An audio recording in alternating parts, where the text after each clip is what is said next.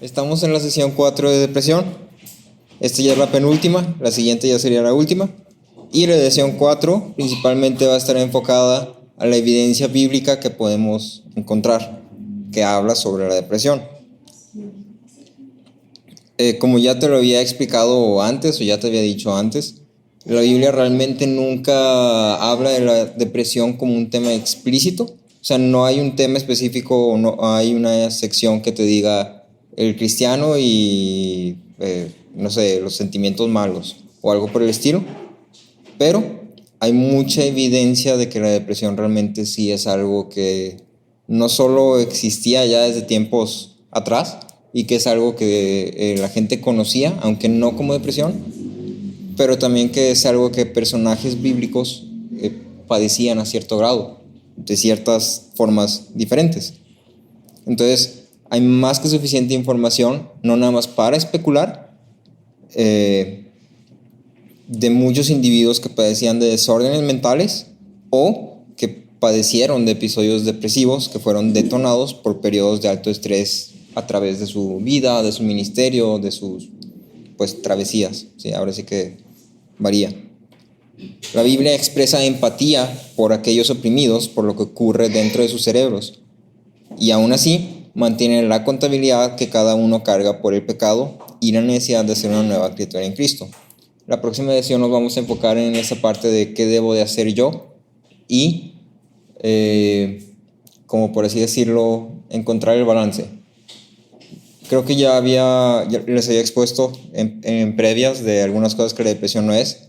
Sí, y siempre hay como mucha esa tendencia a recaer en la depresión es por el pecado.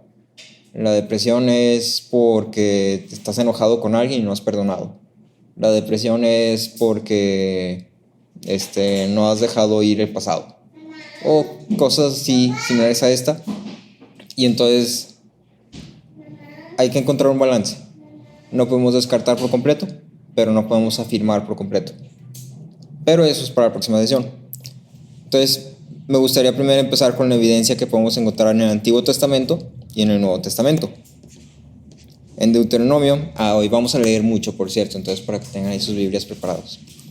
En Deuteronomio, Israel es llamado a obedecer a Dios en su relación especial con Él. Todos sabemos que Dios llama al pueblo, y es su pueblo escogido. Entonces, a ese pueblo en particular le da como, por así decirlo, es el que estrena los estatutos de Dios explícitos.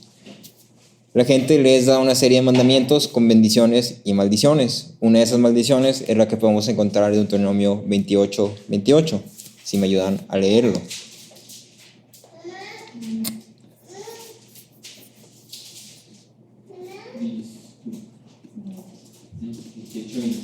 Veintiocho.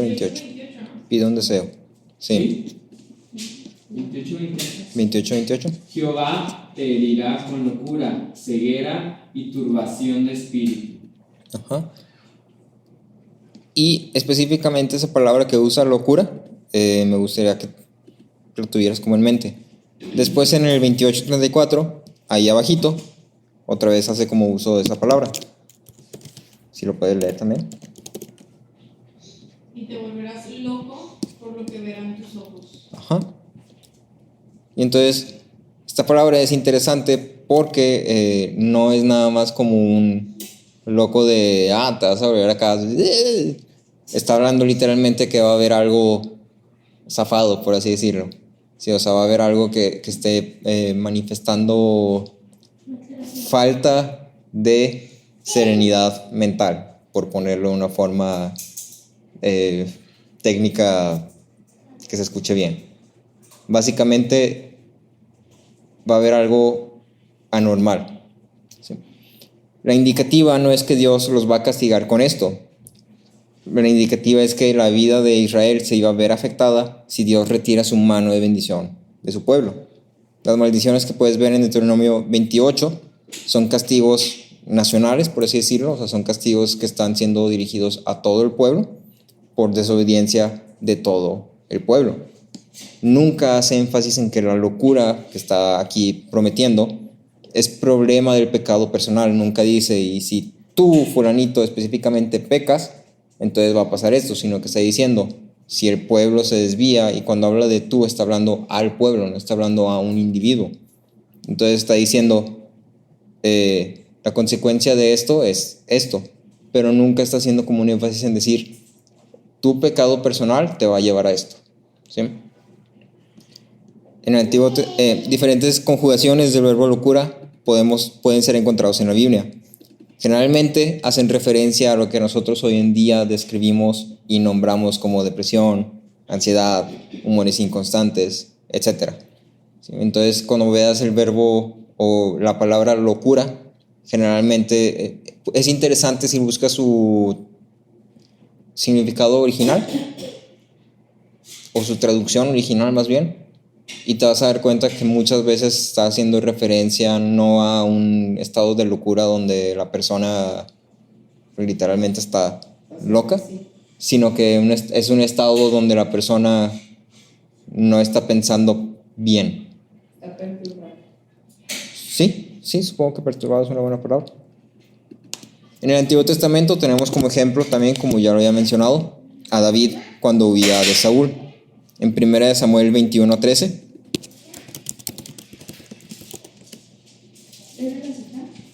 Primera de Samuel 21:13. Dice, y cambió su manera de comportarse delante de ellos, y se fingió loco entre ellos, y escribía en las portadas de las puertas, y dejaba correr la saliva por su barba. Ajá. Entonces aquí en mi versión dice, se fingió demente y actuaba como loco en medio de ellos. Entonces, 1 Samuel expresa que David se hizo pasar por un loco para preservar su vida, indicando que ya había un historial, por así decirlo, de cómo una persona que padecía pues un grado extremo de esta enfermedad, ¿no? Donde ya sí es literalmente locura, afectaba su forma de comportarse, ¿sí? En el caso del Nuevo Testamento, pero esta es evidencia del Antiguo Testamento de que la locura o estados de humor inconstantes o comportamientos anormales existen. En el caso del Nuevo Testamento, en Hechos 26-24,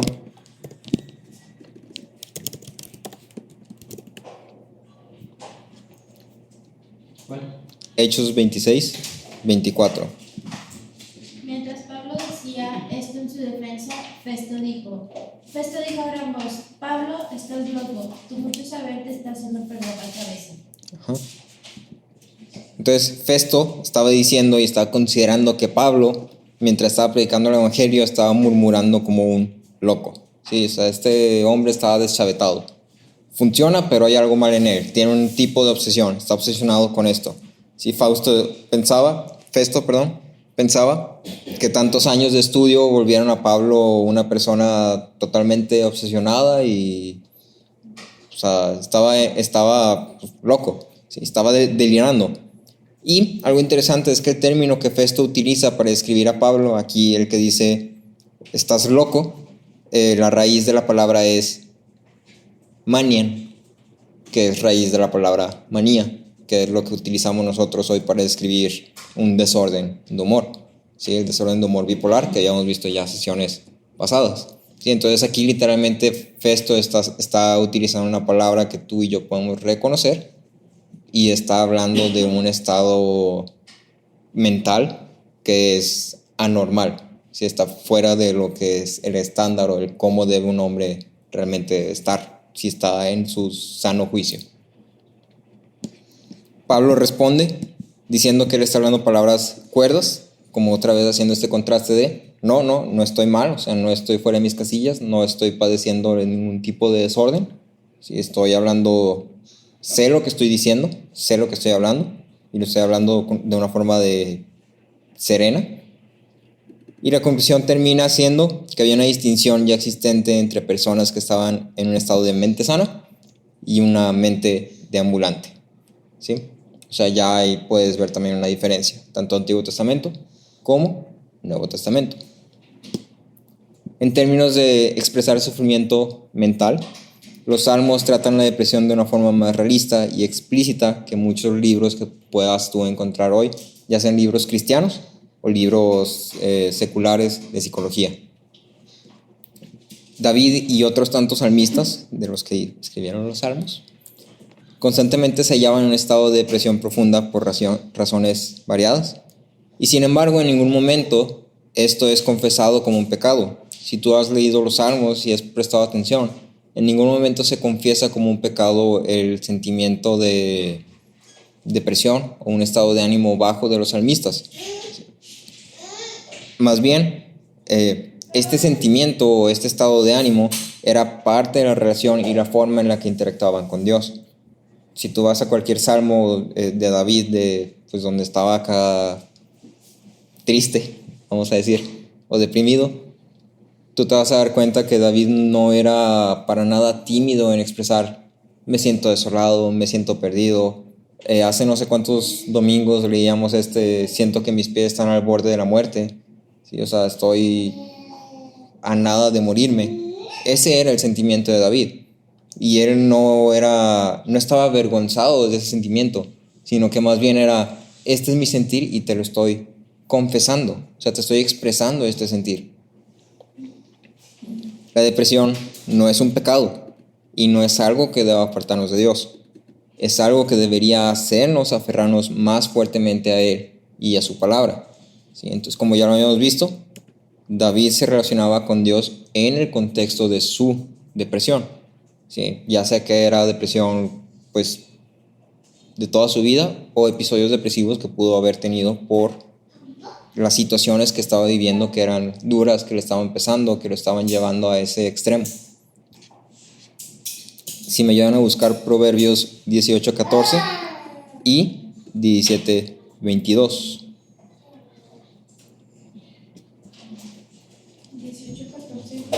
17:22. Si lo tienen, lo pueden leer, por favor.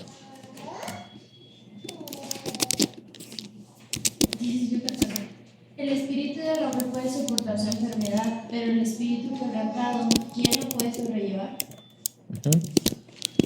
17:22 dice: el corazón alegre es buena medicina, pero el espíritu quebrantado seca los huesos.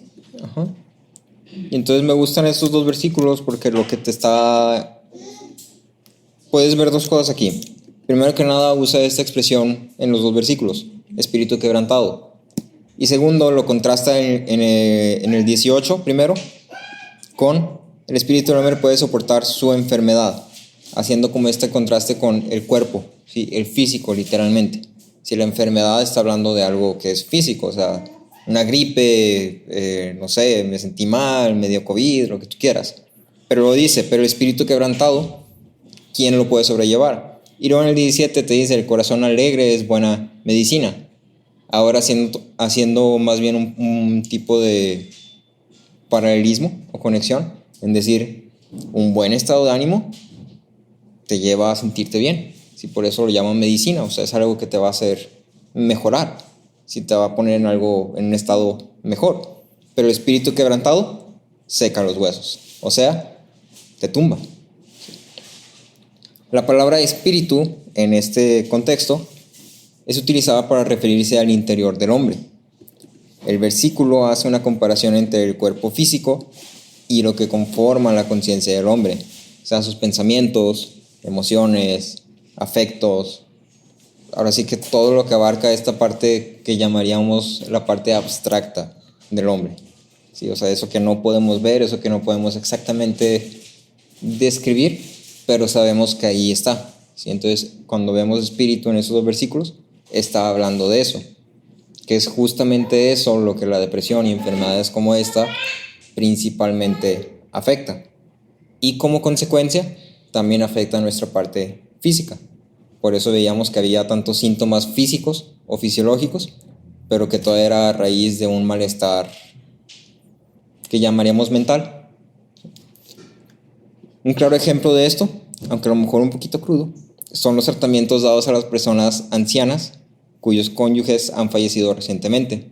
A lo mejor ya eres familiar con esto, ¿no? Pero las personas ya viejitas, cuando sus esposos o esposas fallecen, no tienden a vivir mucho después del fallecimiento de su pareja. Y es curioso porque es una estadística ya fija, o sea, ya es algo como, por así decirlo, normal, ¿sí? O sea, es algo natural, por así decirlo. Pero entonces es interesante verlo a la luz de esto y decir, aunque la persona, el viejito o viejita, esté sano, o sea, físicamente sano, hay algo que lo está llevando a que su vida pues termine más prontamente de lo esperado, ¿sí? Y el factor realmente es ese, la pérdida de su cónyuge. Y entonces en el libro que estaba leyendo hacía la pregunta, ¿la gente puede morir de un corazón roto? Y es algo interesante que podemos ver pues científicamente comprobado, ¿sí? Y me gustaría ahora darte una vasta lista de ejemplos bíblicos que tú puedes referirte a cuando estés hablando de, pensando de, buscando estudiar, ¿sí? O si alguien llega y te pregunta y te dice, oye, es que, ¿qué dice la Biblia acerca de la depresión? Siempre puedes referirte a estos ejemplos porque creo que lo expresan de una forma bastante explícita dentro de lo que cabe. Entonces, cabe aclarar, la Biblia no es un manual de la depresión, pero sí contiene palabras de aliento para las personas que puedan estar sufriendo una enfermedad mental, y también nos da ejemplos de personas que padecen de estas y cuentan su propia historia. Y dentro de estos ejemplos puedes ver que estas personas tenían una tendencia de decir, así es como me siento, pero Dios sigue siendo Dios. Primero me gustaría ir con el ejemplo de Moisés. En Éxodo 18, del 13 al 27. ¿Éxodo? 18, del 13 al 27. No te voy a pedir que lo leas todo porque está medio largo. Éxodo 17. 18, del 13 al 27. Pero esta porción es la porción básicamente donde Moisés está cansado porque hay demasiadas exigencias de parte del pueblo, y es donde se establece o se delegan otras autoridades para ayudar a Moisés. Lo que es interesante de esto es que aunque Moisés no directamente padece una enfermedad de desorden de humor, está en una situación donde se expresa que su estado era de una persona al borde del agotamiento por estrés. Por ello, Jetro le aconseja delegar con el fin de evitar llegar al punto de quiebre. Si te vas ahí nada más, deja buscar el versículo. 17. Sí, el 17. Dice, 17 y 18. El Señor a Moisés le dijo, no está bien lo que haces, con seguridad desfallecerás tú y también este pueblo que está contigo, porque el trabajo es demasiado pesado para ti, no puedes hacerlo tú solo.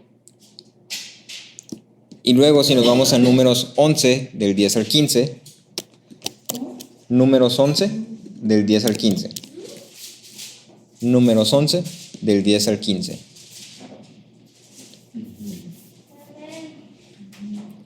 Ese sí me gustaría que lo leyeran todo, si alguien me puede ayudar. 11 del 10 al 15. Y oyó Moisés al pueblo que lloraba por sus familias, cada uno a la puerta de su tienda. 11, del 10 al 15. Y oyó Moisés al pueblo que lloraba por sus familias, cada uno a la puerta de su tienda, y la ira de Jehová se encendió en gran manera. También le pareció mal a Moisés. Y dijo Moisés a Jehová, ¿por qué has hecho mal a tu siervo? ¿Y por qué no ha hallado gracia en tus ojos que has puesto la carga de todo este pueblo sobre mí? ¿Concebí yo a todo este pueblo? Lo engendré yo para que me digas, llévalo en tu seno, como lleva la que cría al que mama, a la tierra de la cual juraste a sus padres. ¿De dónde conseguiré yo carne para dar a todo este pueblo?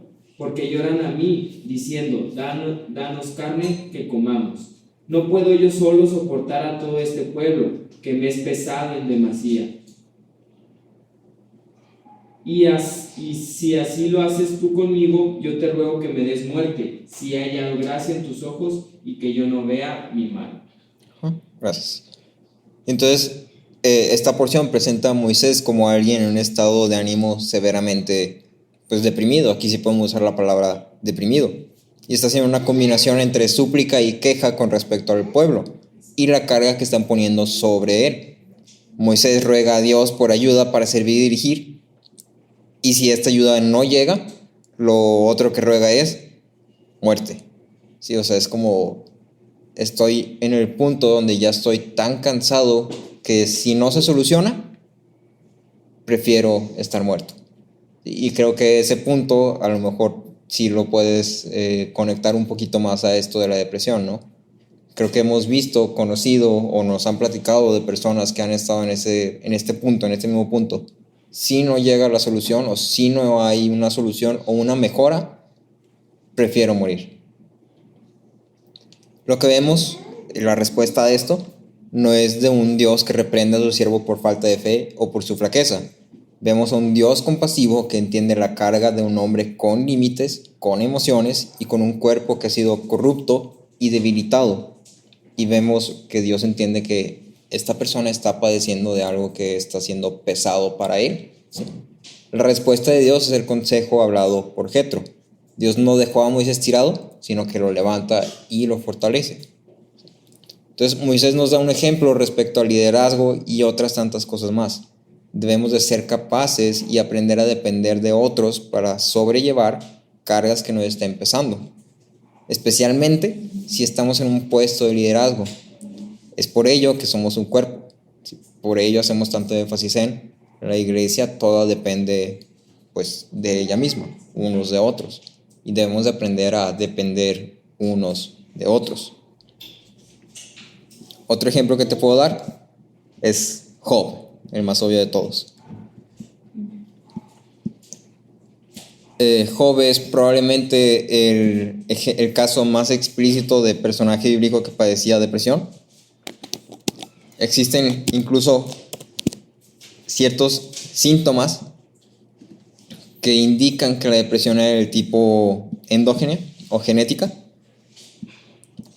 Y vemos también claramente que hubo un detonante para dicha depresión.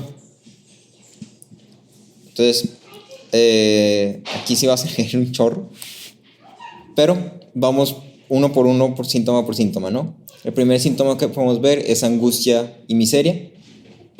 Ese lo puedes encontrar en Job 6, 2 y 3, 7, 11, 2, 3. 2 y 3. Ajá. Job 6, 2 y 3, Job 7, 11 y Job 30, 31.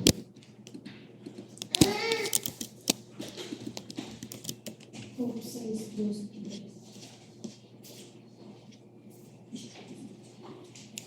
Si lo tienen, lo puedes leer, por favor. Sí. Hoy van a leer un chorro. Yo el 30. Échenlo así como venga. Oh, si pudiera pesarse mi sufrimiento y ponerse en la balanza junto con mi calamidad, porque pesarían ahora más que la arena de los mares, por eso mis palabras han sido precipitadas. El 7:11 dice: por tanto no refrenaré mi boca, hablaré en la angustia de mi espíritu, me quejaré en la amargura de mi alma. 30-31. Se ha cambiado mi arpa en luto y mi flauta en voz de lamentadores. Entonces, de entrada, bien rápido puedes detectar que Job estaba en un estado de ánimo pues totalmente sin esperanza. O sea, él estaba totalmente perdido en angustia, en miseria, y él lo expresa: no voy a dejar de quejarme, no voy a refrenar mi boca, voy a hablar en la angustia de mi espíritu, me voy a quejar en la amargura de mi alma. O sea, así literalmente lo está expresando de forma explícita. El segundo es desesperanza. En el